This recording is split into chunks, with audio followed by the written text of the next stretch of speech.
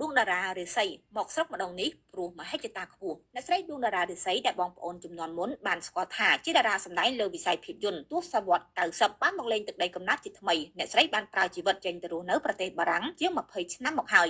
ការវិលមកជាតិមាតុភូមិលើកនេះអ្នកស្រីមិនមានគំនិតបោះបង់មហិច្ឆតាចោលទោះកលៈទេសនាមកទល់នឹងពេលនេះអ្នកស្រីដួងតារារិស័យបានសម្រាកលើដីកំណើតប៉ុន្មានអាទិត្យមកហើយអ្នកស្រីបានសម្ដែងនៅភាពខ្លាំងពេលមកឃើញស្រុកទេម្ដងទៀតជាមួយនឹងរូបភាពល្អដែលរំលេចឡើងអំឡុងពេលមកដល់ភ្លាមអ្នកស្រីមិនបោះបង់ជើងហោះហើរមកលេងស្រុកឡើយបើទោះអ្នកស្រីមើលឃើញថាស្រុកទេមានបញ្ហាព្រំដែនជាមួយនឹងពួកសៀមទោះជាមានមិត្តភ័ក្តិខ្លះគេមិនហ៊ានមកក៏រូបអ្នកស្រីត្រូវតែមកព្រោះជាទឹកដីយើងកន្លែងមិនខ្លាចចោលព្រោះជាទឹកដីកន្លែងយើងមិនខ្លាចមិនចោលអតីតតារាទឹកភ្នែកនិងជាមិត្តរួមចំនួនជាមួយនឹងអ្នកស្រីច័ន្ទតារាទីបានឲ្យដឹងថាមកលើកនេះនៅក្នុងអារម្មណ៍ស្រឡាញ់ជាតិហើយកាន់តែឈឺចិត្តពេលគេរំលោភបំពានអ្នកស្រីឃើញរូបភាពការសង្គ្រាមដីយំអាណិតប្រទេសយើងហើយមានតែបែបបន់ទេវតាជួយថែរក្សាជាតិនិងកងទ័ពមុខមុតយើងការមកលេងលើកនេះសួរសុខទុក្ខបងប្អូនលោកឪពុកព្រមជាមួយនឹងការដើរកម្សាន្តតាមខេត្តជាទូទៅអ្នកស្រីខំធ្វើការនៅឯបារាំងដោយសេះសល់លុយកាក់ខ្លះគឺមកលេងស្រុកកំណើត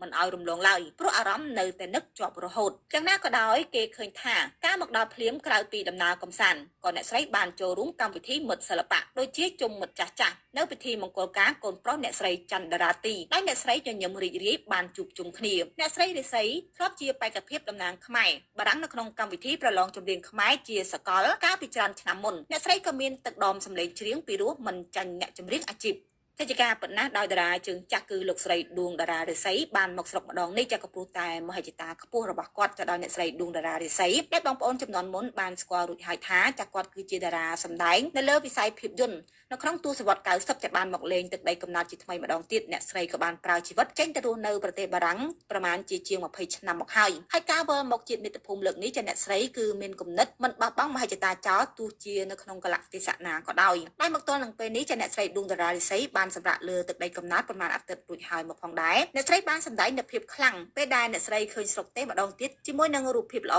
ដែលរំលេចឡើងអំឡុងពេលដែលមកដល់ភ្លាមអ្នកស្រីក៏មិនបោះបង់ជើងហោះហើរមកលេងស្រុកឡើយបើទោះជាអ្នកស្រីមើលឃើញថាស្រុកទេមានបញ្ហាព្រំដែនជាមួយនឹងពួកសៀមក៏ដោយទោះជាមានមិត្តខ្លះគេមិនហ៊ានមកក៏រូបអ្នកស្រីត្រូវតែមកឲ្យបានចំពោះជាទឹកដីនិងជាកន្លែងយើងគឺមិនអាចចោលនោះទេការមកដល់ភ្លាមក្រៅពីដំណើរកម្សាន្តអ្នកស្រីក៏បានចូលរួមនៅកម្មវិធីមិត្តសិល្បៈដូចជាជុំមិត្តចាស់ៗនៅក្នុងពិធីមង្គលការកូនប្រុសអ្នកស្រីច័ន្ទតារាទីដោយអ្នកស្រីញញឹមនិងរីករាយដែលបានជួបជុំគ្នាហើយអ្នកស្រីរិស័យធ្លាប់ជាបេក្ខភាពតំណាងខ្មែរបារាំងនៅក្នុងកម្មវិធីប្រឡងចម្រៀងខ្មែរជាសកលកាលពីច្រើនឆ្នាំមុនផងដែរ